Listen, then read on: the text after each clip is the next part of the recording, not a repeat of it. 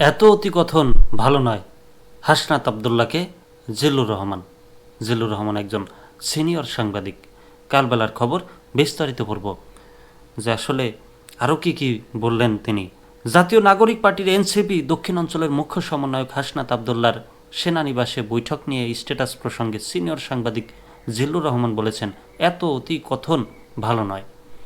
জিল্লুর রহমান বলেছেন, আপনি এটা অতিরিক্ত করে ফেলেছেন, দেশটাকে একটা বিপর্যয়ের মধ্যে নিয়ে যাচ্ছেন। সম্প্রতি ভাইরাল হওয়া একটি ভিডিও বার্তায় সাংবাদিক জিল্লুর রহমান সব মন্তব্য করেন। তৃতীয় মাত্রা খ্যাত এই সাংবাদিক বলেছেন, আমি শুনেছি যে ছাত্রনেতারা বলেছেন 5 তারিখের পরে নাকি অস্ত্র হাতে যুদ্ধ করার পরিকল্পনা করেছেন। কি হাস্যকর কথা। তারপর আপনি বলছেন গোপন কথা, আপনার সঙ্গে ক্যান্টনমেন্টে আলোচনা হচ্ছে। আমার কথা হলো, সেই সময়ের সরকার গঠন প্রক্রিয়ার মধ্যে আসিফ যেটা বলেছেন হাসনাত যেগুলো বলেছেন, যেসব আলোচনা হচ্ছে, এসব বললে আপনাদের সঙ্গে কেউ কোনোদিন কথা বলবেন না, যোগ করেন তিনি। জিল্লুর রহমান বলেন, হ্যাঁ, একটা আলোচনায় অনেক ধরনের আলোচনা হয়। আপনি কি সব আলোচনা পাবলিক করেন? আমরা কি সবসময় করি? এই যে বলেন বা শোর পরে তার যেসব কথা বলেন, আমি কি সেগুলো অন্য জায়গায় বলে বেড়াই? আর সেগুলো যদি আমি বলে বেড়াতাম তাহলে এত বছরেই শো রান করতে পারতাম না। জিল্লুর রহমান আরও বলেন, সব সত্য সবসময় বলতে নেই।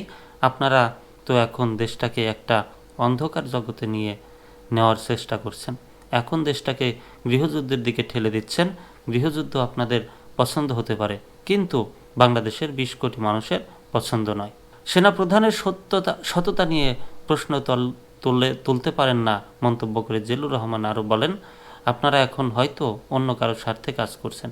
সরি টু সে দিস, আমি সরি, আপনি সেনাপ্রধানের সততা নিয়ে প্রশ্ন তুলতে পারেন না। আপনি সেনাপ্রধানের আন্তরিকতা নিয়ে প্রশ্ন তুলতে পারেন না। সেনাবাহিনীকে নিয়ে আপনি প্রশ্ন তুলতে পারেন না। জনগণের মুখোমুখি দাঁড় করানোর কোনো কারণ নেই। সেনাপ্রধান একবারের জন্য বলেননি যে তারা ক্ষমতা নিতে চান। সেনাবাহিনী এ কথা বলেনি। তাহলে কেন আমরা বলছি, বলেন তিনি বলেন, যেখানে বিএনপির মতো দল বলছে যে তারা কোনো রাজনৈতিক দল নিষিদ্ধ চায় না। আপনি যদি জনগণের ক্ষমতা চান, আপনি যদি ভোটের অধিকার চান, জনগণকে সিদ্ধান্ত নিতে দেন না। আপনি জামায়াত আওয়ামী লীগকে থাকবে না।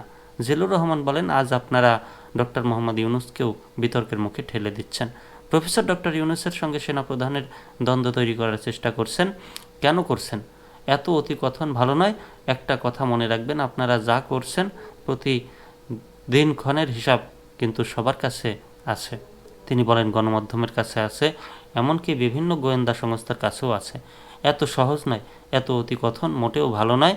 আমি মনে করি আপনি এটা অতিরিক্ত করে ফেলেছেন, সীমা লঙ্ঘন করে ফেলেছেন এবং দেশটা একটা বিপর্যয়ের মধ্যে নিয়ে যাচ্ছেন। এই অবস্থা থেকে আমাদের বদল দরকার, দ্রুত উত্তরণ দরকার।